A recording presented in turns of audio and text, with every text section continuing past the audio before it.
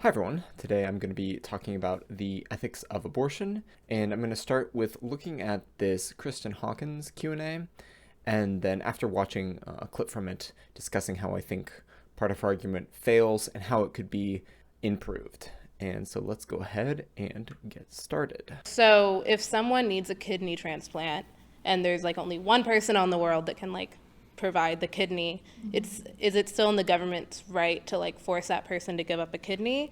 In the same way, is it in the government's right to force a woman to give up her uterus for 9 months to support a fetus that eventually becomes a human? That's the violinist argument. The whole thought experiment is you're walking around the streets one day, you get kidnapped, you wake up in a hospital bed, you look down, you're connected with wires to another human being. The Society of Music Lovers has kidnapped you because there's a world famous violinist who's this worldwide treasure and has this debilitating disease. He is going to die and you are the only person on the face of this earth who can keep him alive. But don't worry, in 9 months he's going to be all good and you can get unhooked, right? That's the whole argument.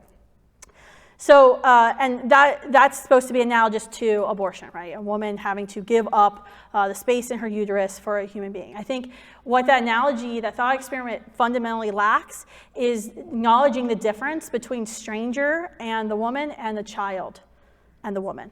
Because that's, unless you're talking about cases of sexual assault, a woman has given consent to get pregnant because she has chosen to engage in a behavior that could result in pregnancy. She may not want to get pregnant, but she knowingly entered into a decision knowing that a consequence of that decision could be the creation of a unique, whole, living human life. So that's actually, when we're talking about that, it's actually like her giving consent and then taking it away and saying, oh, no, just kidding, I'm not going to do that. So I think it's fundamentally different than you or me, like strangers, and what we're morally required to do. I would say that's fundamentally different. I think it would be a very nice thing if you were kidnapped and you gave up 9 months of your life to save another human life. I'm looking at some people in this room, you look like very nice people, you may do it, and some of you don't look so nice, and you'd say, sorry, I like you, stranger, but I'm not giving up 9 months of my life. But that's a fundamentally different relationship than a mother and her own child, because she is already, unless it's, like I said, unless it's a case of sexual assault, she has given consent and has engaged in a behavior. Okay, so what the context of this discussion is, again, the student here brings up the violinist thought experiment, which Kristen explains. And so when we're thinking about an issue as complicated and nuanced as abortion, it's really important to be able to narrow it down and look at little bits of it at a time. So here, that's what the philosopher Judith Jarvis Thompson, who wrote the essay, what Kristen is doing, what the student is doing, is we're saying, okay, look, let's assume for the sake of argument that the fetus is a person, and then narrow it down even further to cases where this person was conceived through an act of voluntary sex. And so what Kristen seems to be saying here is that you, unlike the violinist experiment where you were just taken off the street and you wake up and you're plugged into this stranger, you have, by knowing that a possible consequence of sex is pregnancy, you have consented to that pregnancy. So it's kind of like a tacit consent type way for her to say that, okay, the mother has moral responsibility not to abort the fetus. I think this is false, because it doesn't necessarily follow that just because you know the consequences of something means you consent to those consequences. And it's pretty easy to think of examples here. So just think of you open, your air conditioner is broken and you open your windows on a warm summer night, and a burglar jumps in through the window and robs your house. Okay, well, you knew that it was possible that a burglar could break into your house if you leave the windows open. But that doesn't mean you consent to it. He couldn't say, oh, well, you left the windows open, so you consented to me being here.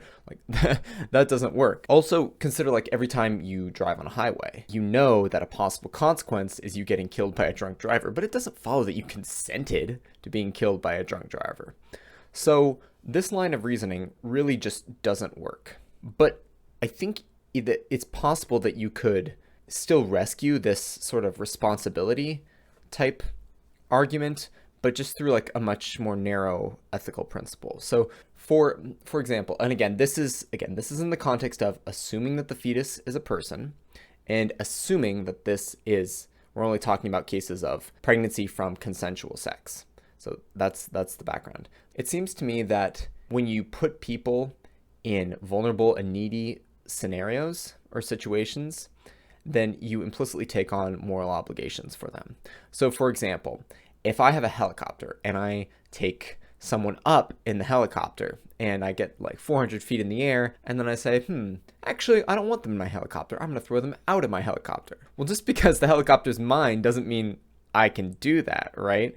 I have implicitly taken on moral responsibility for that person by putting them in a vulnerable situation where, like, if they fall off the helicopter, they're going to die probably. So that's one way you could sort of phrase this, where when, again, in cases of consensual sex and the fetus is a person, the mother, by putting the fetus in this very vulnerable, needy situation, has implicitly taken on moral obligations to take care of the fetus and not to abort it. And if you wanted to make the principle even narrower, you could say, okay, well, it's when you create people in very vulnerable and needy circumstances, you implicitly take on certain moral obligations toward them. And again, maybe this moral, I'm not saying that this is like uncontroversial or that it's foolproof or whatever. Like, all I'm saying is what I have said so far would be a better way to argue for the responsibility point that she's trying to make. It would be better than the tacit consent version of what she said. I hope this is helpful to people, and I think this is really